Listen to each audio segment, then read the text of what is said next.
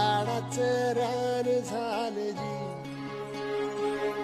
अर मातीच्या पोटात अस्मानाचं बळ, माऊलीची लाज राखजी. यावी